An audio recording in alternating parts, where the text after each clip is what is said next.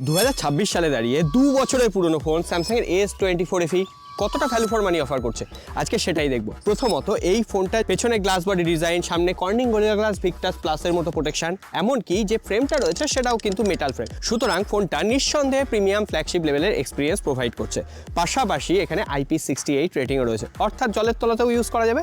কিন্তু সব থেকে বড় প্রশ্ন, এই ফোনটাতে এক্সিনোসের 2400E প্রসেসর তোমরা যদি গেমিং না করো বেশ ভালো পারফরমেন্স দিচ্ছে। তার উপরে স্যামসাংয়ের S25 আলট্রাতে যে গ্যালাক্সি AI ফিচার রয়েছে সমস্ত A to Z তোমরা এই কম দামি S24 FE-তে ইউজ করতে পারবে। পাশাপাশি এই ফোনটা এই সেগমেন্টে স্যামসাংয়ের একমাত্র ফোন যেখানে টেলিফটো সেন্সর অফার করছে, আর যেটা দিয়ে তোমরা এই ধরনের দুর্দান্ত পোর্ট্রেট ইমেজ ক্যাপচার করতে পারবে।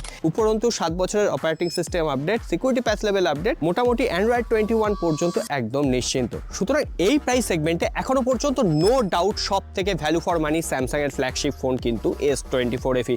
সো তোমাদের ফিডব্যাক অবশ্যই কমেন্ট বক্সে লিখে জানাও। আর 2026 সালে দাঁড়িয়ে কম পয়সায় যারা স্যামসাং ফ্ল্যাগশিপ কিনবে বলে ভাবছে তাদের সাথে ভিডিওটা অবশ্যই শেয়ার করে দাও, কাজে আসবে।